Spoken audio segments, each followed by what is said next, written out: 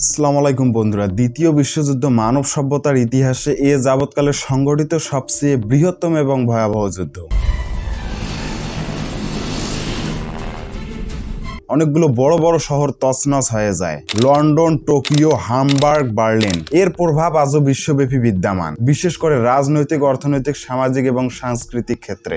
চলুন জেনে নেওয়া যাক শুরু থেকে শেষ পর্যন্ত আসলে কি ঘটেছিল, কেন ঘটেছিল এবং কি প্রভাব পড়েছিল বিশ্বব্যাপীর ওপর। It is difficult to track down one single event that sparked the conflict, for ultimately it was a series of events that conspired together to eventually light the flame of war. The world's most hated treaty, the Treaty of Versailles, thus starting World War II in 1939. The whole world is against Hitler and Hitlerism.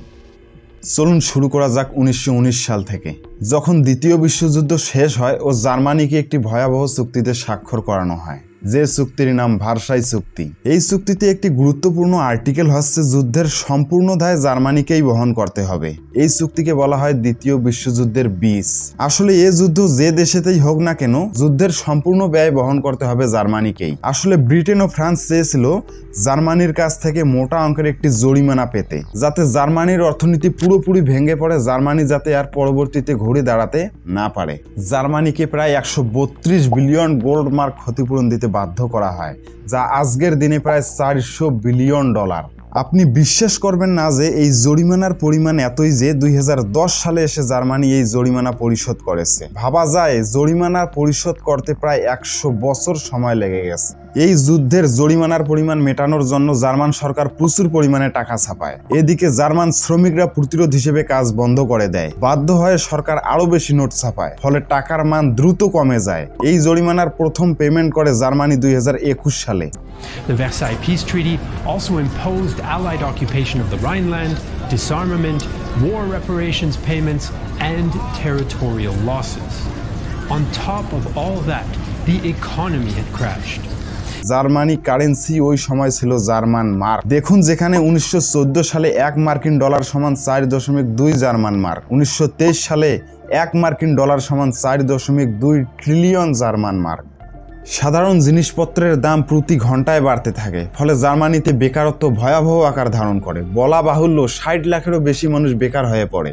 এই দুরবস্থা থেকে উত্থান হয় Adolf হিটলারের। Hitler ছিলেন একজন young leader. সে তার ভাষণ দ্বারা জনগণকে উস্কে দিত। 1923 সালে হিটলারের প্রতিষ্ঠিত নাৎসি পার্টি জার্মান সরকারের বিরুদ্ধে বিক্ষোভ গড়ে তোলে। তার প্রতিষ্ঠিত নাৎসি পার্টির শক্তিশালী প্রোপাগান্ডা ব্যবহার করে গণমাধ্যমকে নিয়ন্ত্রণ করত। হিটলার ও নাৎসি পার্টি ভার্সাই চুক্তিকে অপমান হিসেবে প্রচার করে এবং প্রতিশোধ নেওয়ার প্রতিশ্রুতি দেন। হিটলার ও তার শক্তিশালী প্রোপাগান্ডা ব্যবহার করে জনগণের মধ্যে জাতীয়তাবাদ ও মিলিটারি শক্তির আকর্ষণ তৈরি করে। 1932 সালে নির্বাচনে জয়লাভ করে চ্যান্সেলর নিযুক্ত হন হিটলার। 1934 সালে প্রেসিডেন্ট হিটেনবার্গ মারা গেলে হিটলার নিজেকে ফুরেরার অর্থাৎ সর্বময় নেতা ঘোষণা করেন। 1 সেপ্টেম্বর 1939 সালে হিটলারের নেতৃত্বাধীন নাৎসি জার্মানি পোল্যান্ড আক্রমণ করে। তারা দ্রুতগতির ট্যাঙ্ক ও বিমান বাহিনী ব্যবহার করে, যা পোল্যান্ডের প্রতিরক্ষাকে ভেঙে ফেলে। মাত্র 1 মাসের মধ্যেই পোল্যান্ডের অধিকাংশ অংশ দখল করে নেয় Germany. On September 17, 1939, the Soviet Red Army invaded Poland from the east, while it was fighting Nazi Germany in the west. Following military operations, which lasted for the next 20 days, Nazi Germany and the Soviet Union divided and annexed the whole territory of the Second Polish Republic on October 6, 1939. 17 September 1939 Soviet union পূর্ব দিক থেকে Poland আক্রমণ করে, কারণ Germany ও Soviet ইউনিয়নের মধ্যে একটি চুক্তি স্বাক্ষরিত হয়, যা ছিল গোপন চুক্তি, যাতে তারা পোল্যান্ডকে ভাগ করে নেওয়ার জন্য পরিকল্পনা করেছিল। 27 সেপ্টেম্বর 1939 সালে পোল্যান্ড সম্পূর্ণভাবে জার্মানি ও সোভিয়েত ইউনিয়নের মধ্যে বিভক্ত হয়ে যায়। 3 সেপ্টেম্বর 1939 সালে পোল্যান্ডের ওপর হামলার প্রতিক্রিয়ায় যুক্তরাজ্য ও ফ্রান্স জার্মানির বিরুদ্ধে যুদ্ধ ঘোষণা করে, তবে তারা তৎক্ষণাৎ কোনো বড় সামরিক পদক্ষেপ গ্রহণ করতে পারেনি, ফলে এই সময়কে মিথ্যা যুদ্ধ বলা হয়। 1940 সালের 9 এপ্রিল জার্মানি মাত্র একটি অপারেশন চালিয়ে কয়েক ঘন্টার মধ্যে ডেনমার্ক দখলে নেয়। একই দিনে তারা নরওয়েতেও আক্রমণ চালায়। নরওয়ে দীর্ঘদিন প্রতিরোধ গড়ে তুললেও 10 জুন 1940 সালে জার্মানি পুরো নরওয়ে দখল করে নেয়। নরওয়ে দখলের কারণ ছিল দেশটির কৌশলগত অবস্থান ও সেখানে থাকা লৌহ আকরিকের গুরুত্বপূর্ণ রুট। 1940 সালের 10ই মে জার্মানি নেদারল্যান্ডস, বেলজিয়াম ও লুক্সেমবার্গ আক্রমণ করে। নেদারল্যান্ডস মাত্র 5 দিনে আত্মসমর্পণ করে। বেলজিয়াম ও লুক্সেমবার্গ দ্রুত জার্মানির দখলে চলে যায়। জুলাই 1940 জার্মানি যুক্তরাজ্যের বিরুদ্ধে ব্যাটেল অফ ব্রিটেন শুরু করে। তারা বিমান হামলা চালিয়ে ব্রিটিশ বিমান বাহিনী ধ্বংস করতে চেয়েছিল, কিন্তু তারা ব্যর্থ হয়। ব্রিটেন প্রতিরোধ গড়ে তোলে এবং যুদ্ধ চালিয়ে যায়। 1941 সালের জুন মাসে হিটলার তার আগের চুক্তি ভঙ্গ করে সোভিয়েত ইউনিয়ন আক্রমণ করেন। এটি ছিল দ্বিতীয় বিশ্বযুদ্ধের সবচেয়ে বড় সামরিক অভিযান। প্রথম দিকে জার্মানি মস্কো ও লেনিনগ্রাদের দিকে দ্রুত অগ্রসর হয়।